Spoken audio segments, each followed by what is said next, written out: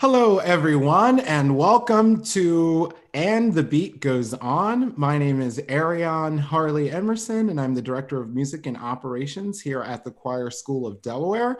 Thank you so much for joining us today. We have a wonderful conversation with Dr. Andre Thomas today. Thank you so much for joining us, Dr. Thomas. You're welcome, sir. And we also have online here my wonderful colleague, Brittany Stanton, who is our Director of Education and our Assistant Conductor here at the Choir School. Thank you for joining us, Brittany. Great to be here. So we have been really excited about having you on with us, Dr. Thomas. We are just so thrilled and excited to be having this conversation with you. I know I've been seeing a lot of buzz online about you being on the show today and chatting with us. So we want to encourage those who might be watching on Facebook or Instagram or on YouTube that you can use the chat features and boxes to ask your questions, and we'll do our best to be able to get those questions answered for you while we're on today. We'll also post links to resources that we talk about today. So if there's a resource that we mention, we will post that in the box so that you can order these resources or visit these websites so that you can do your own study and your own homework and on your own time. And we'll also, after this episode, have this posted on YouTube and on Facebook for folks who might be joining at other times, and or if you have to bounce early, this will be available for you to see later as well. So now that all of that housekeeping is out of the way, Dr. Thomas, how are you doing in the midst of this public health crisis and pandemic? How are things going for you? Well, I've been pretty much quarantined since March 15th. I get my famous trips to the grocery store. That's my entertainment. And then I come back and then I get on Zoom. Yeah, it sounds familiar. Sounds like the routine that many of us have, but you've been managing to stay healthy throughout this entire time. Yeah, after the Southern Division, I got fairly sick, pretty sick, for about 2 weeks. And after that, it's been great. Awesome. And where you are, tell us where you are right now and what's it like with the pandemic currently. Well, I'm in the beautiful city of Jacksonville, as you can see behind me. We live downtown. And so we had the view of the river and the city. That was one of the agreements I made with my wife. She wanted water and I wanted city. So Jacksonville was the compromise. There you go. There you go. Where we are. Awesome. And how what did you do during this kind of period of time? How were you staying musical or conducting, or what sort of classes were you teaching? Can you fill us in on kind of how you pivoted during this pandemic? Well, this year, as you know, Aaron, I retired from Florida State in August 2019. And by September, I started to teach at various schools on guest residencies from Ole Miss, Southern Miss, Westminster Choir College, University of Nebraska, Indiana University, et cetera, et cetera. So I was doing that. And then the pandemic hit, and I ended up being online teaching at Oregon State, and also doing a little writing. Just finished an arrangement in celebration of Dr. Anton Armstrong's 30th anniversary as director of the St. Olaf Choir. A new arrangement published by Boozy and Hawks. So I got that done, but mostly I've been involved with ACDA and Yale University, where I'm supposed to start teaching in the fall. It sounds like you haven't really had that much of a retirement. It sounds pretty active. Well, COVID-19 really had me get my real taste of retirement. Yeah. Actually, there's a lot about it that I really enjoyed. Just having that freedom to just be at home and turn off the computer and turn on the television and watch Netflix or or see Hamilton and, Mm-hmm. and try not to turn to CNN or MSNBC all day. Yes, I totally understand Take that. a break of the And world. speaking of Hamilton, did you enjoy it? I did. It Good. reminded me of my age, though. In the beginning, it was difficult for me to really understand because it's all like 8 different versions of rap, and they go by Mm-hmm. really quickly. It's like recit constantly, Mm-hmm. and I didn't have a synopsis or anything, and I couldn't get the text thing to work. Mm-hmm. So I didn't have, so it took me a while, but my wife came in and she says, take this synopsis. And then I got the synopsis and I was in good shape. But Good, good, I good. admired a lot of it. It was an interesting concept of what they did with the casting. Mm-hmm. Even double casting Lafayette and Thomas Jefferson in the same role. Fortunately, they didn't have to speak with each other doing this. But I enjoyed it. I think he's a genius. That is a lot of music to write.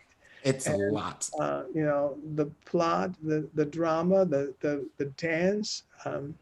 I thought it was wonderful. Um, I did too. And that thing is sung throughout. It's sung and rapped throughout the entire thing. I would love to get my eyes on the score someday to see how they notated out everything. And just, I mean, the book must just be massive because The there book are is no, massive. I mean, I've not even seen it. Yeah. The book itself, which the whole show is based on, is probably 4 inches thick. I don't Um, doubt it. it's a massive work. I I I am don't doubt it. curious, you brought up Hamilton. Have you seen the criticisms the past few days? Yeah, but that doesn't bother what I think as far as my enjoyment of it. And there were things I learned, whether or not they are absolutely, I mean, in any kind of presentation, there's going to be a little bit of license in adding certain things here or there. mm-hmm. Um, but I knew nothing about Aaron Burr. I mean, except the name. Um, Thanksgiving, we spent time in Savannah. Of course, there's the house where many of the slaves were also out in the quarter sold. But Lafayette gave his address there, and he insisted that the slaves were able to come and hear that address to the city of Savannah. And so, of course, I have this soft spot in my heart for Lafayette and what he thinks about my ancestors. Um, but it is what it is. But uh, my response to the criticism is it could be worse. It could be rite of spring, and they could be rioting. So, um, as they did with Stravinsky, Yeah. um, it's it's it's really easy as far as reviews. As a conductor, I read a lot of the reviews. March 1, I stepped in front of the London Symphony. I'm thinking, oh my goodness, it's London Symphony. What's the reviewer going to do to me? And who knows Andre Thomas? And then I read the reviews coming from about Toscanini and Bernstein in New York, and the criticisms by people who haven't done anything, but they can write the criticisms about how these conductors compose, or how the composers compose, or how the performers uh, perform. And when you're a performer or a composer, you just throw it out there. And you have to be ready for that kind of people's opinions. And it doesn't, Facebook and social media, what happens is it doesn't cost the person much to do that. Mm-hmm. Mm-hmm. At least with a written review, it's published in the paper, and you will be known for the rest of your life to have criticized Toscanini. But so I don't worry about it. I see somebody talking about Hamilton, and I keep going down my list. But I enjoyed it. Great. I just thought it was a wonderful piece of art. For those who just really just could not stand it, I was just like, well, you can watch something else. Like, Right. that's kind of how I'm like, different strokes for different folks. And if, you don't like it, I totally understand. Not every piece of music is for Well, me. but So. also you have to open yourself up to new experiences. And sometimes people my age decide they're just not going to do it. But I remember as a child thinking that um, Baroque music was typewriter music and Renaissance music was sleepy time music. The only real music as a pianist was Chopin and Brahms and Rachmaninoff and all of those people, you know. Never did I learn I'm so quickly that I love the Renaissance and I love Baroque music, But as a child, and I'm not saying these people are children, but as a person with a limited amount of experience, you gravitate to what feels the most comfortable to you. And of course, that is what you perceive as good. And anything out of that is not so good. And so I like growing. I mean, and that meant Hamilton for me, you know. I mean, Absolutely. Can you tell us about your childhood and what that was like growing up? Like, can you tell us about your musical experiences about, what were they like? What was Dr. Thomas like, as a kid, and how did you kind of come to music, and what was the training like, or just tell us your origin story? I think it's probably like most people. My life in music began in the church. That's just it. It's plain simple. It was the church and the Black church. And as a 4-year-old, I went to church and my mother sang in the choir. And I saw the two ladies conducting the choir, Lenora Bethel and Vera Crane. They had the puff sleeves on. And I Yes. would go home and I had a toy piano and I just bang on it. And one day my mother said, "That's What a Friend, isn't it?" I said, "Yeah, Mama, you want to hear What a Fellowship?" And boom, boom, boom. So it was like there was no choice. And she did not want me to be a musician. She was raising me as a single parent. And that was the last thing she wanted was me to be a musician. But, you know, God has intentions for us and it's going to happen no matter what. And, That's right. and it was the Wafers who just gave us a piano, sent it over to the house, an old upright, and my mother had to accept it, and life began. And so I will always have that affinity to my church as where I started. When I was 14 years old, the minister fired the music staff and I became director of the choirs at 14. And of course, people see a young person and they think you don't know what you're doing. And that was hard on my mother who was in the choir. So I had to kick my mother out of the choir so that she would have to deal with all of that every day. And that choir, I stayed with that church until I was 25 years old, from 14 to 25. Wow. That was my church, Tabernacle Baptist Church in Wow, that's Wichita. amazing. And so what do you think were some of the best lessons that you learned from that kind of experience in the church? Well, I learned to deal with people. That's what I learned. That's what I learned. And I learned that church people can be as difficult as any group of people you're ever going to deal with. Yes, yes, yes, Um, and yes. they all have different needs and different wants. Um, and sometimes I learned about um, how I was going to have to base my whole um, philosophy about teaching. Um, it started there, and I would throw watches, and I'd run up and down and scream and holler with people didn't do what I wanted, blah blah blah blah blah blah, And then I started teaching junior high school, and those boys taught me how to teach. They taught me that I couldn't teach by intimidation, but I could teach by involvement. And if I could reach them where they are and then grasp from that and move them forward, I can take them anywhere. I mean, Huda Minuan says, all learning is but a bridge from the known to the unknown. And if that is my philosophy, I'm going to be all right.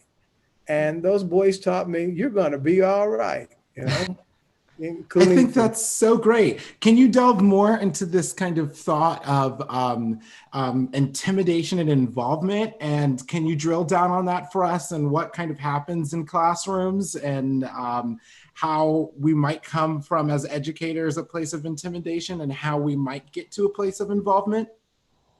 Well, I think it's twofold. For me, luckily, things happen innately.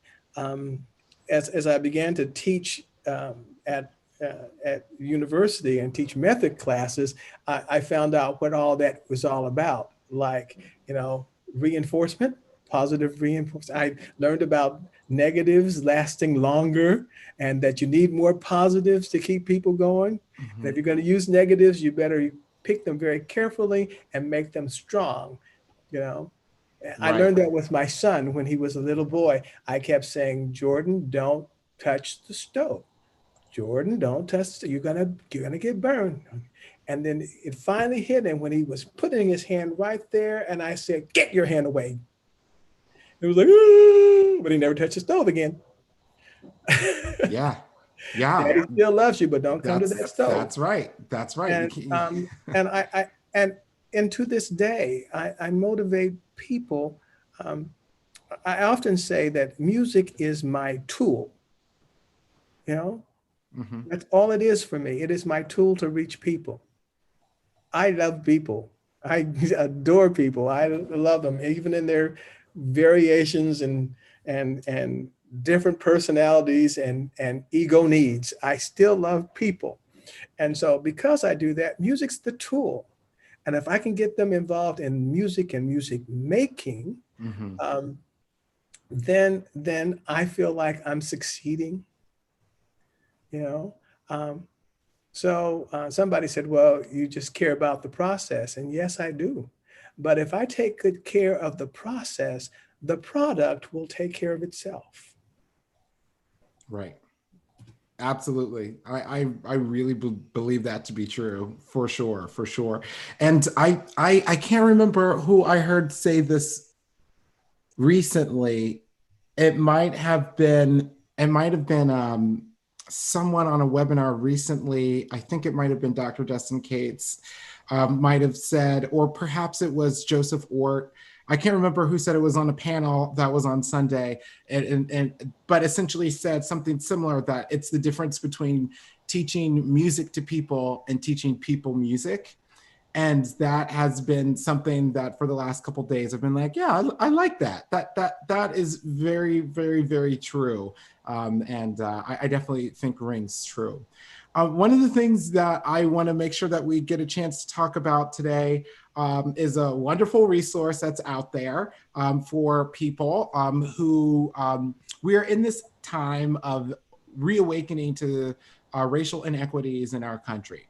And in the choral world, we are not exempt from that. And we are beginning to examine and re-examine, as we should, our own practices that we have within our own choral communities and our own classrooms, which is a wonderful thing. First, I want to start with kind of spirituals and gospel on a high level. And one of the things that I have been seeing is that a lot of conductors and educators are saying, "Oh my goodness, I realize that I have been complicit in in appropriation, and I have not necessarily lived up to the standard to which I have been called," but are beginning to question programming spirituals, programming gospel, or other kind of idiomatic forms of music by Black composers. Can you talk to us a bit about that and kind of what your thoughts are about, gospel and spirituals and other idiomatic forms of Black music being performed in perhaps white suburban choirs or by community choirs or by non-majority Black choirs? Can you talk to us a little bit about that and give us some of your thoughts and counsel? Well, do good music first. Do good arrangements first. Okay. Remember that um, when you do any kind of folk music, you have to do it in a way that the person from that culture feels enhanced, and the people not from that culture feel like they have learned and grown, and they've grown an appreciation for the culture. That's number one. If you can't teach the music without understanding the culture and what it implies, and then you make good decisions on what the repertoire is. Then the next thing you do is you do your homework. I mean, you really do your homework. It's like, for me, my name is Andre, but I am not French, obviously, and I'm not even Black French. There's nothing about me that's French, you know, but I'm doing the music of Lully, you know, or Charpentier, and I look at that music and I go, yay, that's a fun piece. And then I throw it in front of my choir and then I close with it. And then I know nothing about inégal, which is how Lully and Charpentier would do with even eighth notes, you know? Mm-hmm. In the jazz world, they would swing them, but right. they didn't call them that. They just, that's inégal. And that's a part of the practice. I had to learn the practice. And it's the same way with any folk music, folk orientation. And then you also have to understand uh, in arrangements of folk music, and you got to remember that many of them are concert, let's say spirituals, and they have something in mind. I will never forget sitting in the great state of Florida, which is still my home, at an ACDA convention, and a choir came in to sing Moses Hogan's Joshua Fit the Battle of Jericho. And Moses was there, and we were sitting together. And this choir did a wonderful job on everything else. And their conductor was just the sweetest guy, and he worked really hard, a good musician. But then they got to Joshua Fit the Battle of Jericho, and he started in, and all of a sudden they went, Joshua Fit the Battle of Jericho. And Moses looked at me, he says, what should I do, Andre? I said, just keep smiling, just keep smiling. Because what had happened there was his students, his Afro-American students said, oh, that's not how we do it at our church. Let me show you how we do it at our church. Now change this and make this, and then you'll have a real Black version of it. Well, you'll have a real Black version of a gospel rendition of this man's concert setting. Mm-hmm. Mm-hmm. Mm-hmm. So if you want to do that, then get a gospel version of that, and then you have a license to do it. And that's what I try to say in the book. Understand what the arranger is attempting to do, and then go according to style, not according to what your students might think, because you've got to remember your students come from a church experience of predominantly gospel music. Correct. And so that's what they have in their ear. And so sometimes when you're not of that race, it becomes uncomfortable and you become intimidated. And it's the same way, you know, I felt the same way initially in doing Bach, you know. Never mind that my sister was an English and German teacher, but still tackling Bach initially, what am I really doing here? Or any other form of early music, you know? Mm-hmm. And then having to learn that if he writes a sarabande, what does the dance feel like? If Morley writes a galliard, what does the galliard dance feel like? Then that's how the music goes. But that's a matter of study and scholarship. And that's what I tell my students. You're going to make a decision. It's going to be your decision, and there are going to be people who are going to agree or disagree with you. But if you have scholarship behind that decision, then they will at least have to respect that scholarship, because the person criticizing may not know it himself or herself. Mm-hmm. That's absolutely true. And for those who are listening who heard the book that Dr. Thomas referenced, that's Way Over in Beulah Land. That is his book. And it talks about many of these issues of presenting spirituals, and it is told through the lens of storytelling, I would say, more or less. And it is a fantastic resource that I think should be on everyone's bookshelf. For folks who are looking, I receive a lot of inquiries about resources that are out there about how to have better performance practice or more informed or authentic performance practice. This is a great resource for you to add to your collection. We'll put a link to this that you can click and take you right to the book in case you want to add that to your summer reading list, which I hope you do because it's one of my absolute favorites. So can you tell us a little bit about what were you responding to when publishing Way Over in Beulah Land? Well, I was hoping to cut down on emails, letters, and phone calls. Okay. I thought if, somebody's calling me, well, who did that arrangement of blah, blah, blah, then you put an index with the spiritual titles in it and the various arrangements and how you can do it. The other thing is I was concerned that we get so caught up in whatever is the latest trend that we forget about fantastic music written in the past. And so we had arrangers like Southall and Work and Burley and Dett and Dawson and Harrison. And some of their music is out of print. And I was hoping that the book would help to bring some of those pieces, because they're crafted pieces, uniquely crafted, that show an era.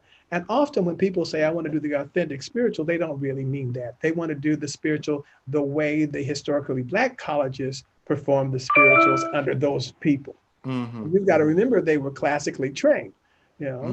I will never forget Mr. Dawson saying to me, Keep Your Lamps had come out. And he said, son, your music's all right, but it just don't have enough counterpoint in it. And I said, I know, sir, but do you really think the slaves were in the fields singing in fugue? And he said, don't matter. And I went, okay. And so the next thing came out was When the Trumpet Sounds, and it had piano in it.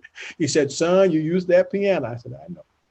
So finally, it's the Southern Division of ACDA. And I decided to do an arrangement that we were going to sing at the National Cathedral. But I presented it to the entire conference. And it is an homage to both of my mentors, Jester Harrison and William Dawson. And the beginning of Rockin' Jerusalem starts with the men going, I'm here rocking in the land. And then the women come in, with the three-part voicing, just as Jester did in Jester Harris and Elijah Rock. And then the last half, which goes out of tune, has all this stretto, walking in the land walking, which goes out of tune. But, so I'm introducing this piece and I'm going along, the auditorium is full. And I look on the second row and there's Mr. Dawson. And he's got this look on his face. And all during the part that is an homage to Jester, he still had that look on his face. Then we got to the part that is for him. And see, he didn't know it was for him. And we started with the fugal entry, and I saw him look up, and then he cheesed. Then he smiled. And then afterwards, he came on stage and said, come here, son. Come over here. I need to hug that neck. I said, yes, sir. He hugged my neck, and he said, son. I said, yes, sir. He said, that's a little better. So, keep in mind that you're going to have varied opinions. That's why in the book you see that Anton Armstrong contributes and Judy Willoughby, and they don't always say the same thing. And so know that you're going to have various opinions when you perform that music, as you would, with Joshua Rifkin, you're going to go with one single voice on every Bach piece. Bach had one single voice. Bach was lucky whatever he had, because he was complaining about the boys couldn't sing, blah, blah, blah. And it was, but, is that the ideal or not? So be prepared that there are going to be some other opinions. Right. And one of the things that I absolutely love is one of my favorite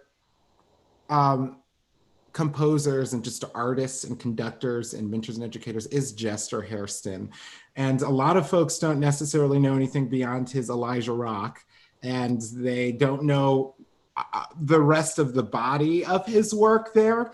And one thing that I always like to, when I mention the name Jester, they're like, oh, I'll have to take a look into this. But I always like to point out that Moses Hogan had as well had a tremendous admiration for Jester Harrison. And if you actually look at the score of Hear My Prayer, which, everybody, most people know and have done and programmed at some point, the actual dedication is written to Jester Hairston.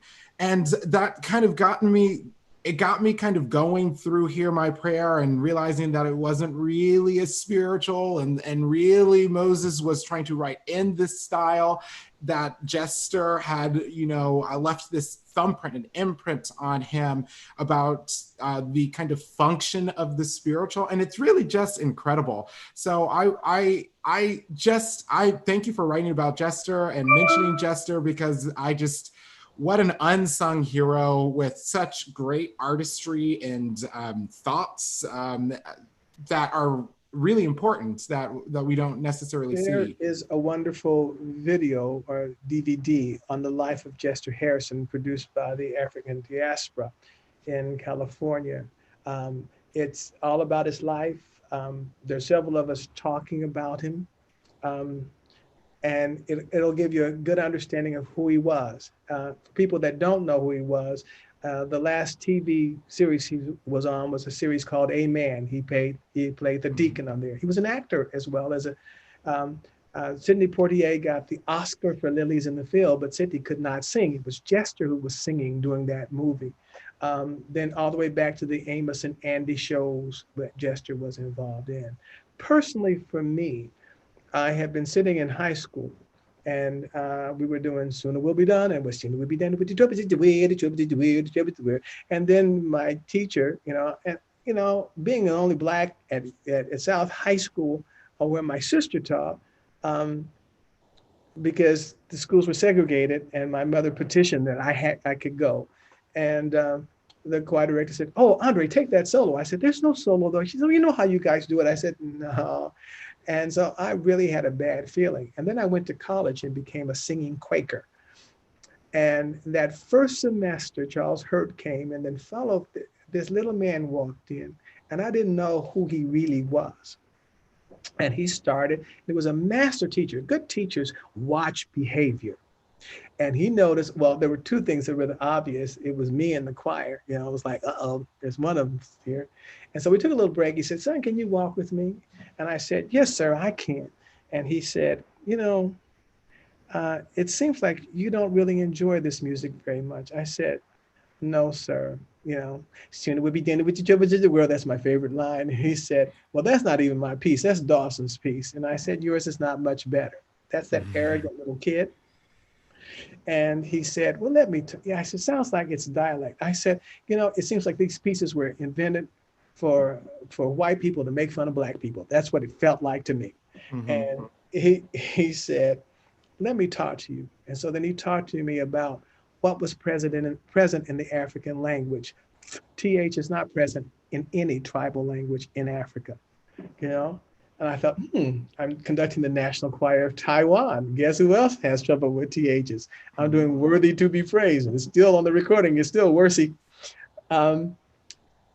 Even the mighty Germans have trouble with TH, bringing an English coach to help coach Vroom Vroom Corps through TH sounds. So my ancestors accommodated.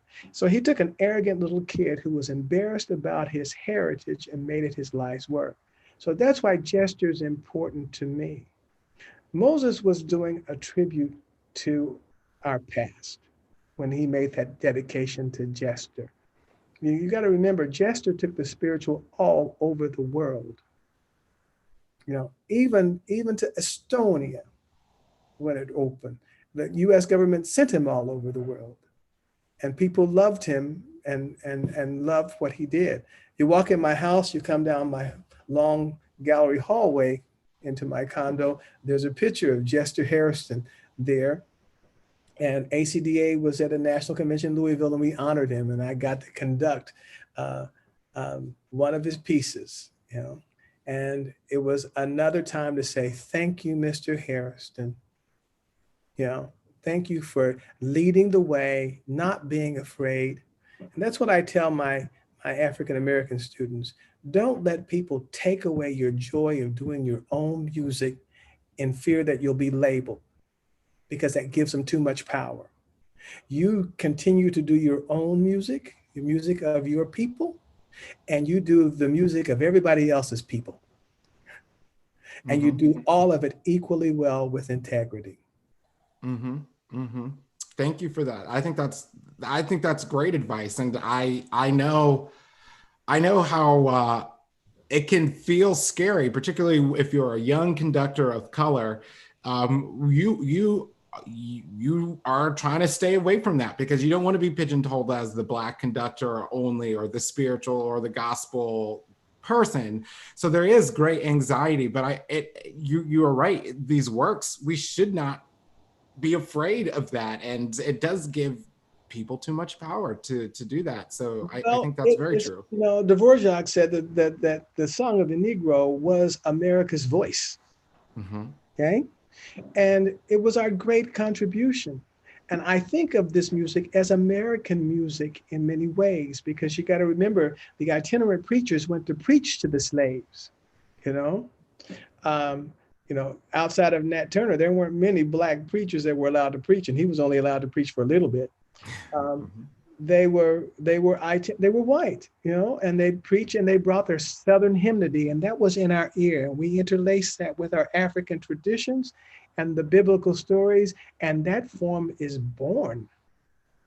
That form is born, and I would, it's just like, people look at a picture like The Help, or they look at slavery, and they say, how could people be so intolerant?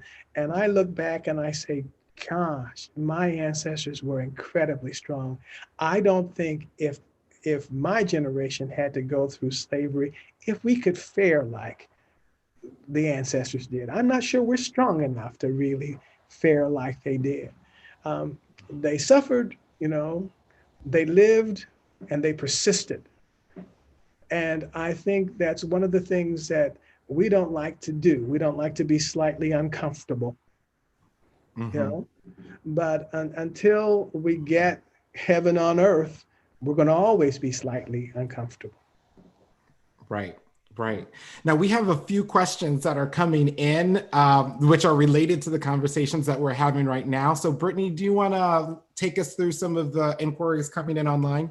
Sure. We have two questions. The first one here, I believe you already very clearly touched on it, but if you wanted to elaborate at all. The question comes from Alan. It says, what is your opinion of using the dialect written for choirs, using words like dem or gwine in early arrangements? Well, I think the real concern is, my viewpoint is dialect is like seasoning. Okay.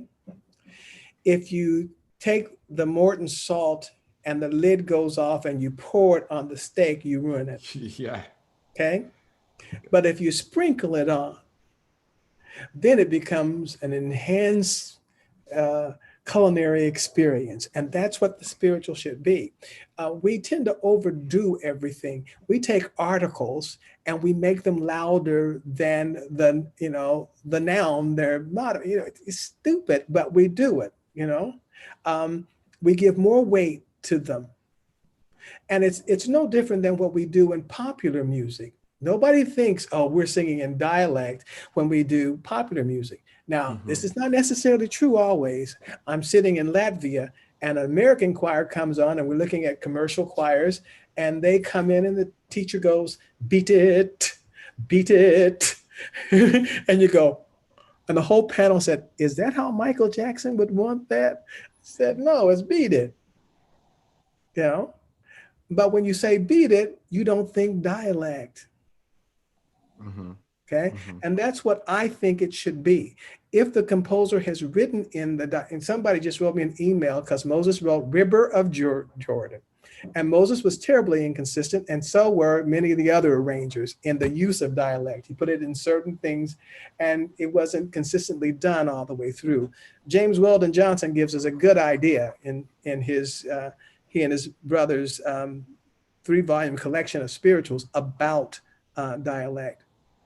My suggestion is that the sound is country music. My mother didn't left me. We go, my mother versus my mother. Just that subtle difference takes it in. So it would be the river of Jordan, not the river of Jordan he did cross, or we're going to have Charlie Pride, you know? And he's a perfect example. Here's a black man that sings country music and changes his dialect to sing country music. Then that's what I think we should do. But if you utilize the dialect, you must be able to explain it to that child sitting in front of you going, because if you don't explain it, that child will leave that room with his head down and a poor image of his past. Mm. Well, thank you for that. That was very helpful. And I think you allude to a lot of this information in your book as well, which is a fabulous resource, which the link is in this chat thread if you're following along.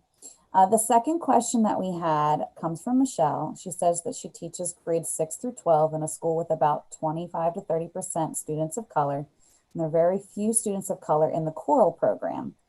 She tries to be mindful of programming pieces by Black composers, female composers, and things from around the world. Yet she thinks students still feel that chorus is a very white endeavor, or maybe just a nerdy thing. Any advice for recruitment of students of color? Well, Jeff Redding is a former student, is a perfect example of how to get kids in programs, okay? And how you change that image that choir is just for nerds. Okay. First thing I always say is you go to where they are, and the spiritual is not where they are. Okay. You're doing the spiritual, and it's just as foreign to them as it is to the other students there, and they will come across just like I did. Okay. So maybe you ought to start with a gospel piece, but make sure you do it well, because they will hear that and they will go, oh, okay, yeah. There's a misunderstanding. There's a thought that all tone quality of Black people is the same. It's loud, it's abrasive, and it's harsh, okay? And that's like saying in popular music, that's like saying we only have one kind of singer.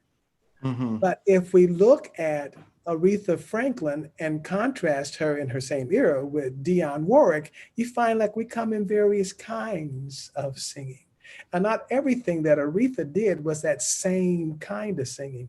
Even Patti LaBelle can find her places to sing certain things. You got to remember that we are a wonderful set of people with lots of qualities, you know. You look at somebody like Nat King Cole and you go, oh my goodness, you know? Mm-hmm. Mm-hmm. And how do you deal with issues of like when you're working with choirs that are majority white choirs, how do you change the sound of those choirs to make it more authentic? How do you deal with issues of chest voice and how do you work those tessitors? Like how do you bring an authentic feel? I never say that it's authentic, because authentic means authentic. And, you know, if we go into a Black church and we hear them sing Oh Happy Day, and then we hear the Hawkins singer sing Oh Happy Day, which one is authentic? Mm-hmm. You have to go, Mm-hmm. Now, how do I bring more color into it, into the tone? That's diction. That's diction. I make some modifications. I even make modifications in pharyngeal space mm-hmm. to give more color to the sound. You know, my colleague, my best friend Anton will say, I want your Motown Mama sound. You know, having been in Detroit, I don't really quite say Motown Mama, because there are a lot of mamas in Detroit that sing with a lot of different kinds of colors. But I do use, I will say, now let's make a little bit more warmth here, okay? And I'll tell the story of Sister Elizabeth, who led in the choirs at Tabernacle until she died. She was always the first soprano to come down the aisle, and she took up a good portion of that aisle. But as Sister Elizabeth was walking, there was a way she walked and the way she sang, and all of a sudden the color begins to change. Mm-hmm. I think part of it is that I teach a lot through storytelling, and then it becomes innate as they create it, and not a just forced replica of sound. Mm-hmm.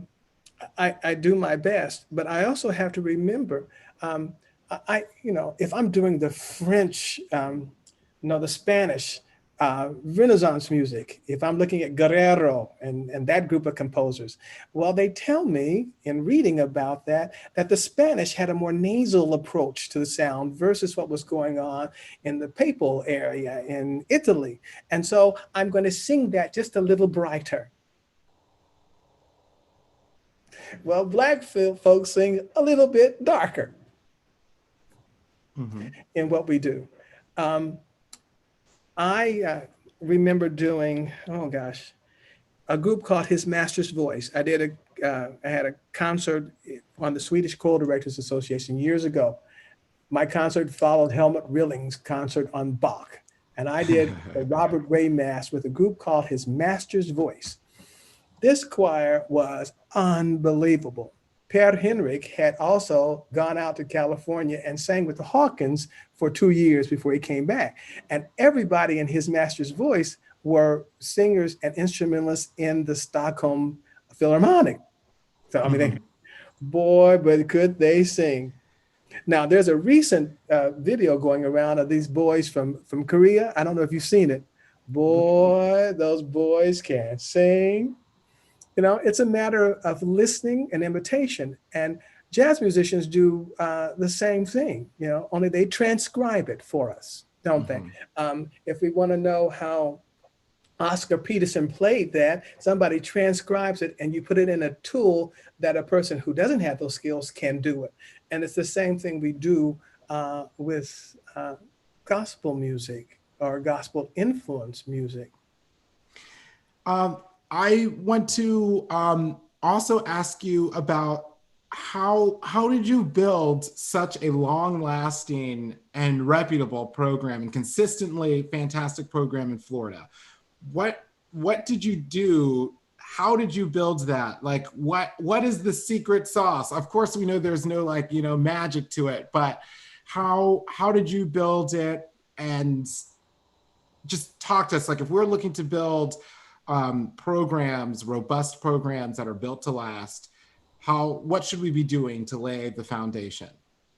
Well, I think there were a number of things. The program was built, it existed before I came along. I would say it became a lot blacker. Yeah. It became more Latinx too. It came a little bit of all of that. I had a wonderful colleague all those years, Judy Bowers. For 10 years, Rod Eichenberger was there. And of course, he was very receptive of that. When you have an all-state conductor, it's amazing when a kid can look up and see themselves. And I remember Judy Bowers had said to me, she remembered being in the Texas All-State and looking up at the Texas All-State, and then Elaine Brown came on that stage to conduct the Texas All-State. And at that moment, she could see herself and what she could do, okay? The same thing happens when kids see somebody, I will never forget, years ago, conducting the Tennessee All-State, and Tesfa Wagner was in that choir. And he came up afterwards. He said, "I'm going to come to your school." And I said, "I hope you do, Tesfa." Well, he didn't get there as an undergraduate, but I was sitting waiting for graduate chamber choir audition, and who walks in but Tesfa? "Hey, Doc, I'm here." They have to be able to see the possibilities, okay? The next thing is that they have to feel that they are the same as every other student there. They have to see you give and get on, them as well as you give and get on the other students.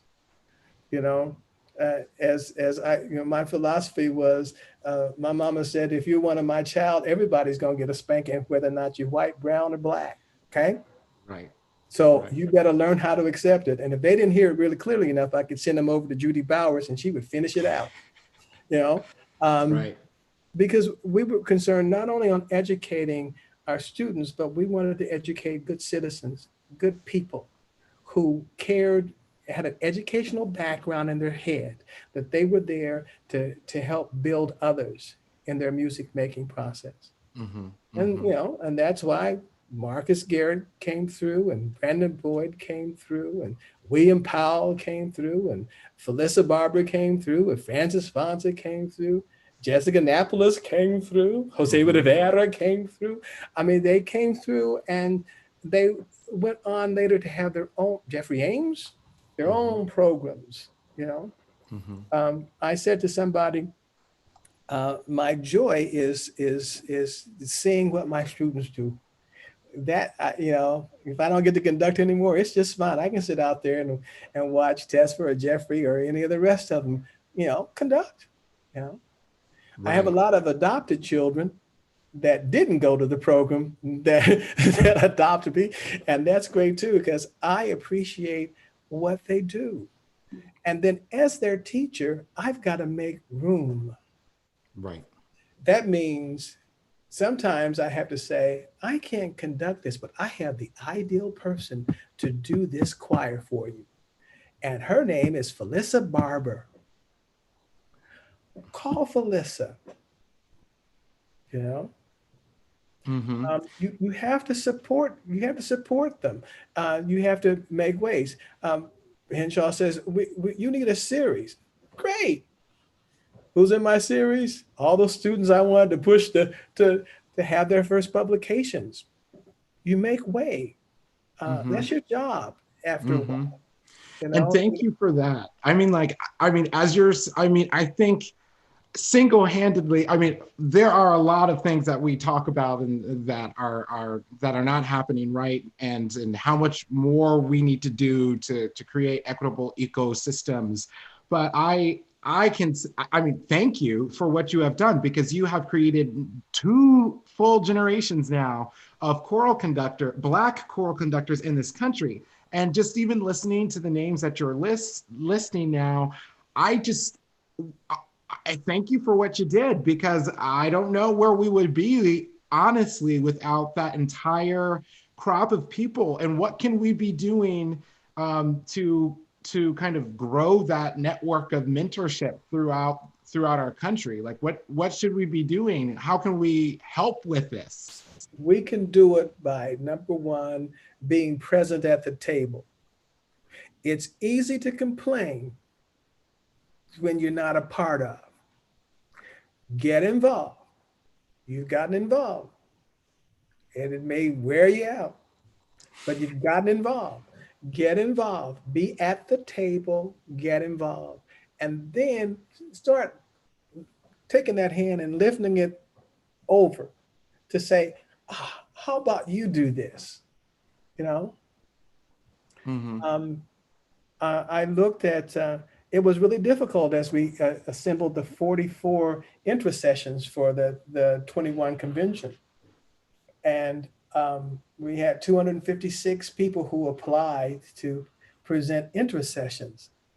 And the funny thing was my co-chair, my assistant chair is Jessica Napolis at the University of North Texas. And of course, she was one of my former students. She said, Doc, it was really funny as we went through selecting all these students, how you didn't even make any facial expression. And you didn't say that they were your students ever. And I said, no, you know, because I knew they would be able to walk through that door. And, Mm-hmm. and they did.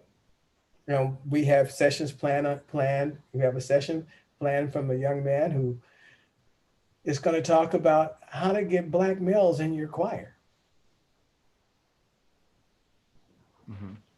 What kinds of things particularly make Black males distant from participation in choral ensemble? you know? And then I look at Matthew Garrett and I go, okay, this is probably going to be about LGBTQ issues, and this is a session dealing probably with transgender. Okay, do we need that? Of course we need it. Okay, and he'll say, Doc, you're going to make some mistakes. I know I'm going to make some mistakes, but help me out, you know. And then if you make a mistake, you keep a conversation going, and then you learn, and they begin to teach you, you know. And we have some sessions planned on transgendered and hormone therapy and how that affects the singing voice in the ensemble. Um, that makes it exciting. And to have students that are almost in every category you can imagine, um, that I so I go to sleep and I get tickled and I smile and I wake up the next morning when they tell me that everything you're doing is wrong, and you go, well, maybe not, maybe not. I think it's interesting that we're at this point in the conversation, and it started with you saying something about learning. And here we are again, that the solution is to listen and to learn, to accept criticism and to grow from it. Yeah.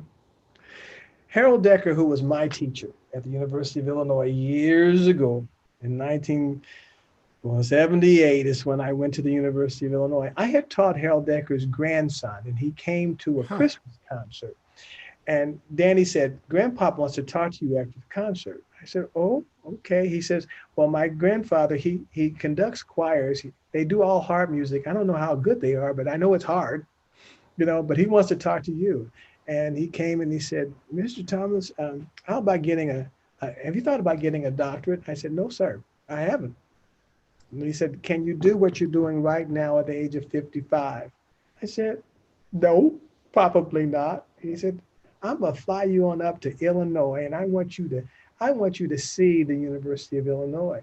And he took a chance on me, and he taught me how to run a graduate program. So I owe that to Harold, because he had a lot of obnoxious people.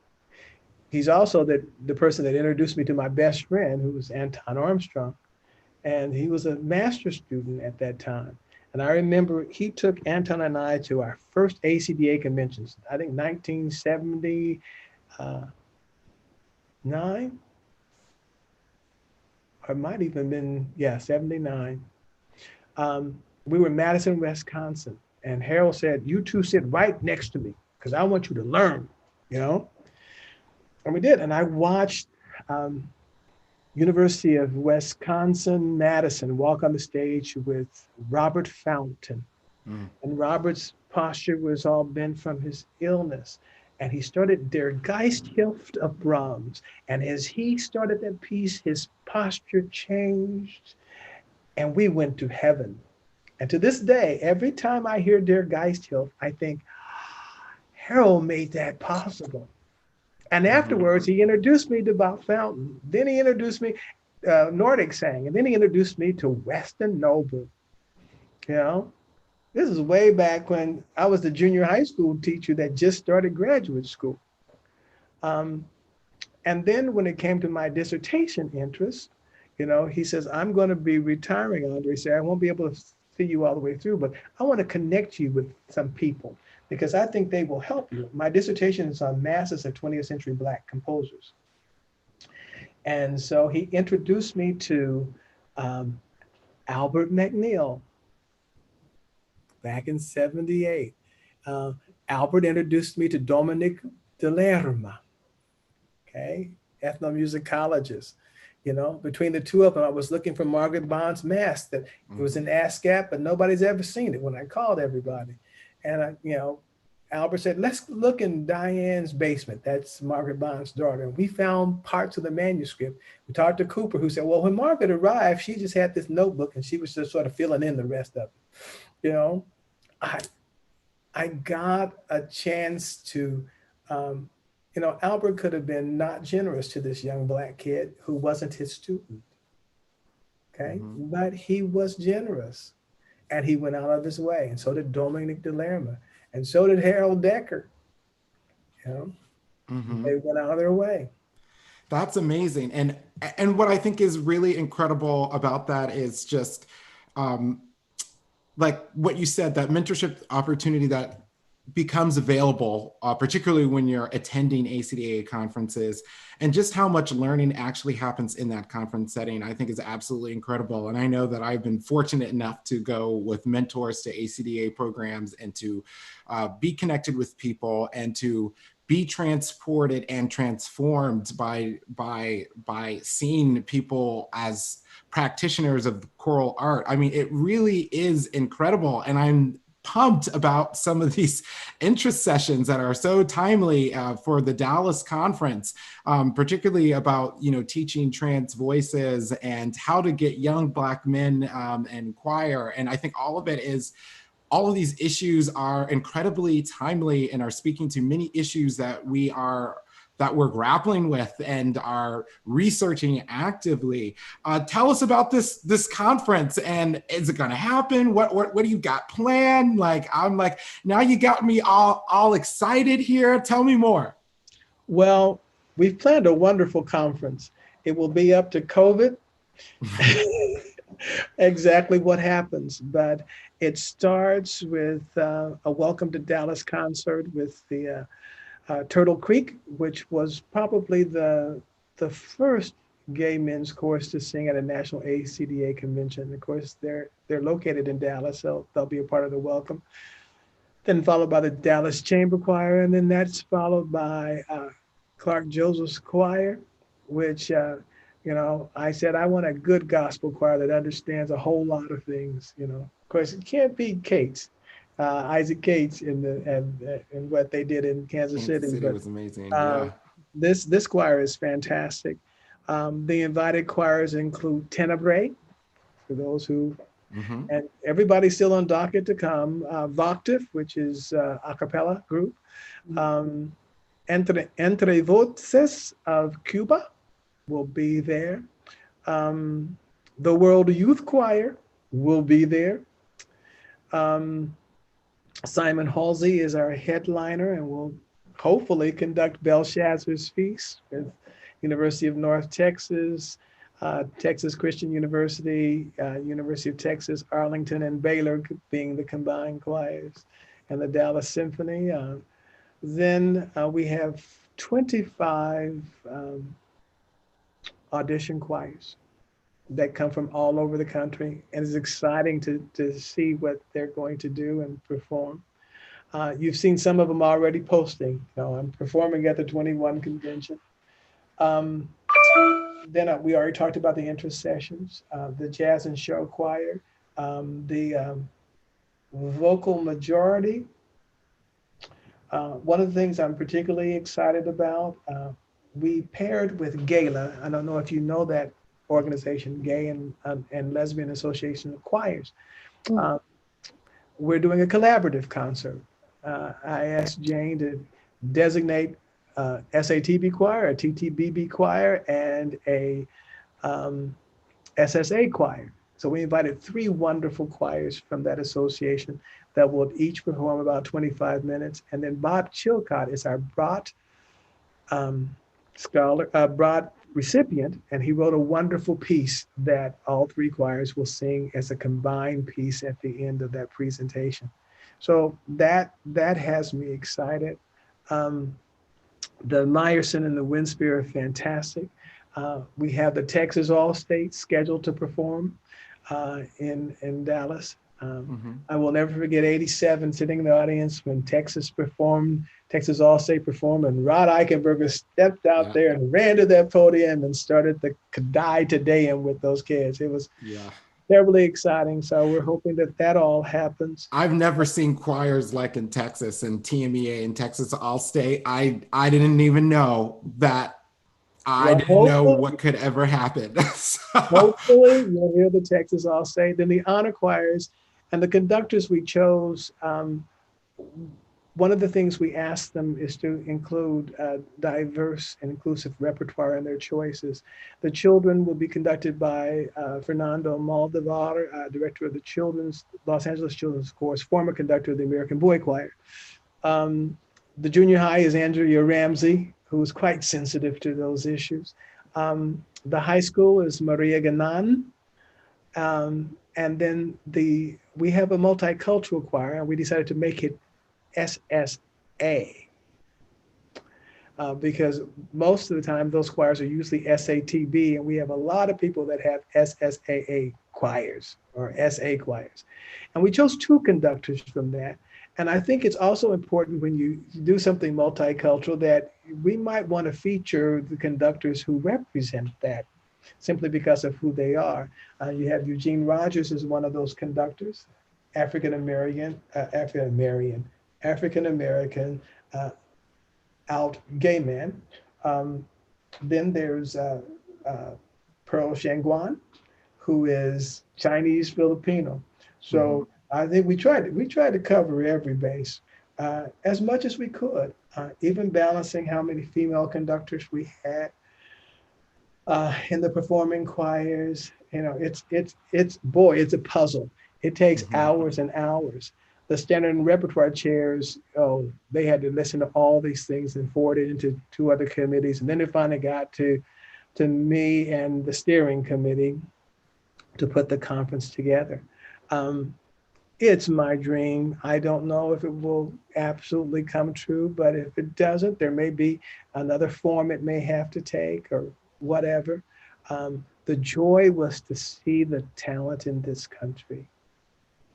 That was the joy, you know, and also to see that people are responding to some of the needs we have culturally to deal with in their intercessions. And you know, we have one intercession.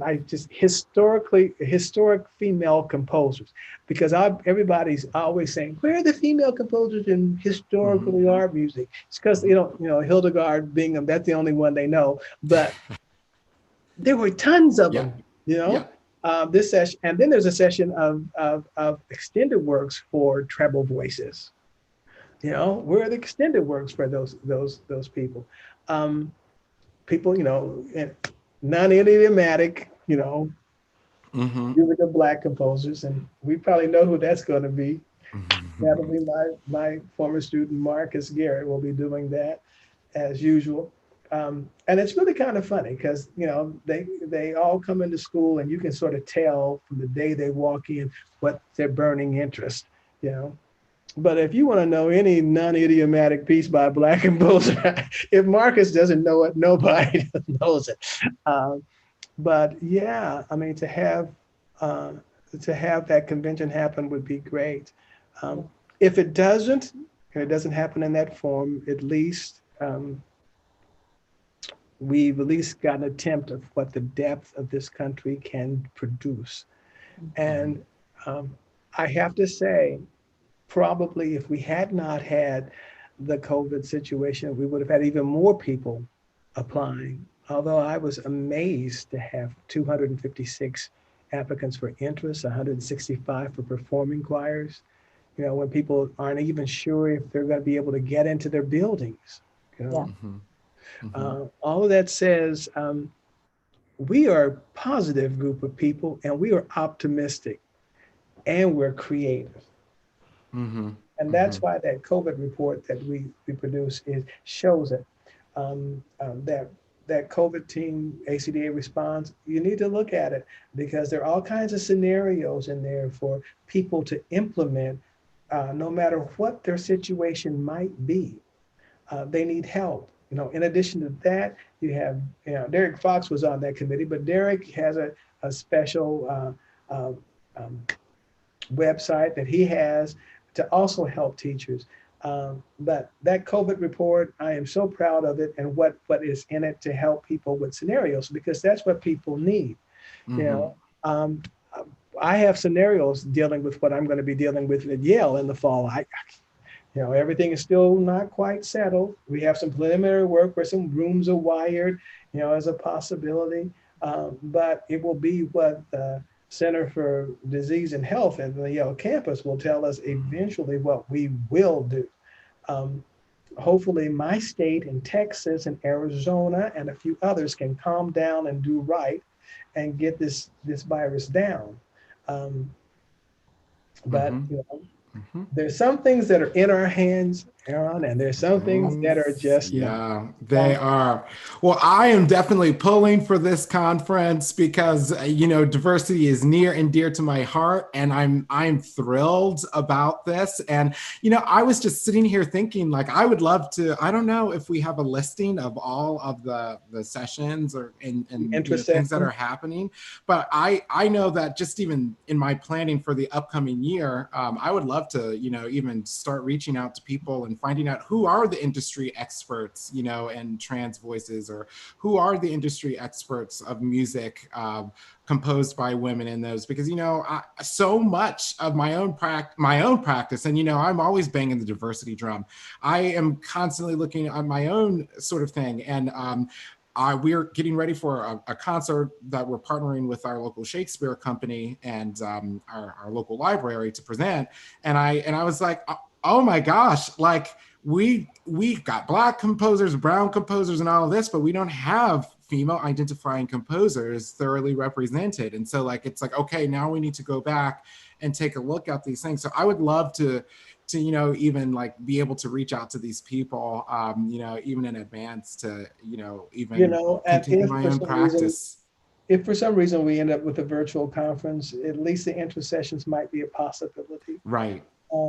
But yeah, I think um, if the conference doesn't come to be, I'm so proud of it. I think I probably will list everything someplace on the web, to say, this is what we could have had. Yes, This is what could absolutely. have been our hope. Yes, If not, absolutely. we know that 2021, 21, 22 has to be a better year than 2020. Yes, absolutely. Well, as we get ready and close out, Dr. Thomas, first, I want to thank you again for coming on. This has been a wonderful and robust conversation.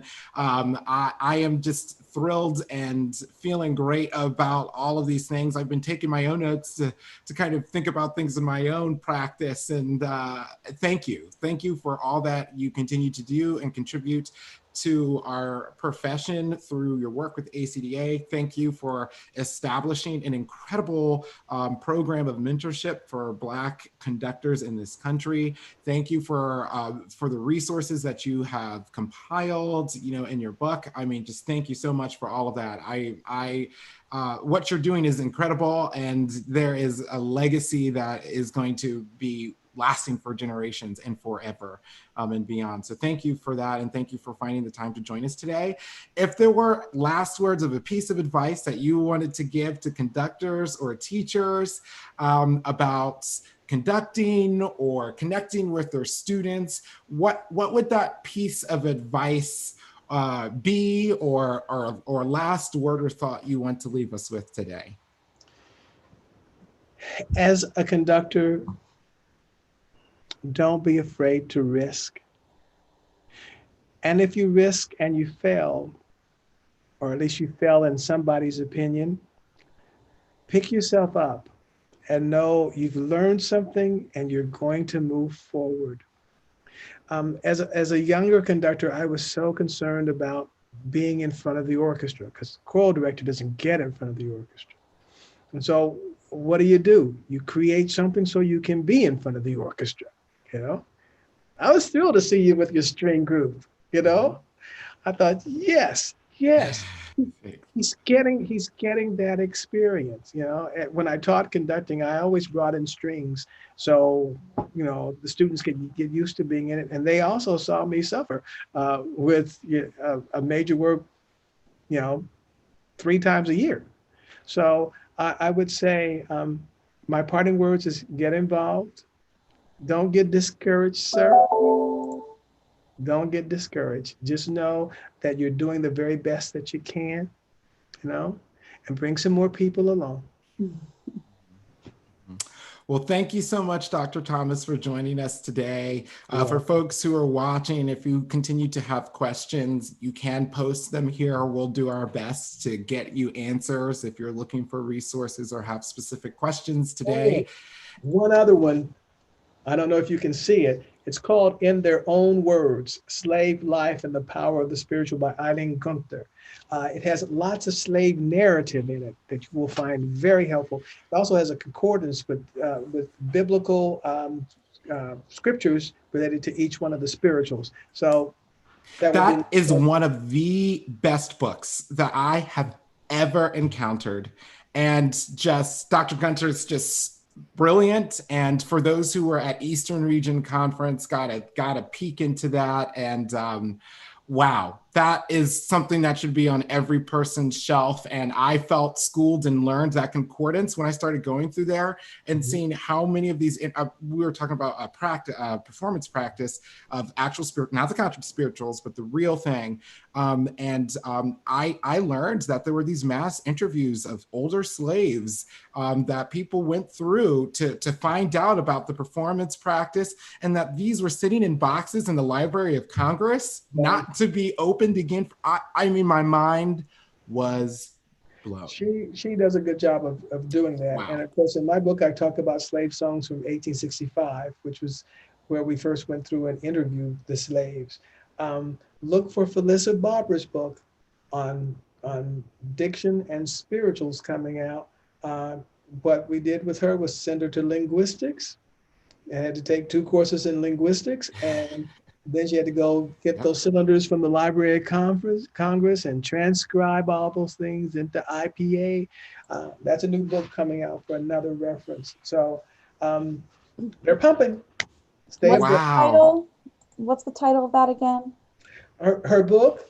Yes. I don't know what the title will be. Okay. It comes out, it will be coming out this year, and I should have it close by, but it's Felissa, it's spelled like Felicia Barber she's in Massachusetts at Westville, I think is the name of the university where she teaches. It's DCA.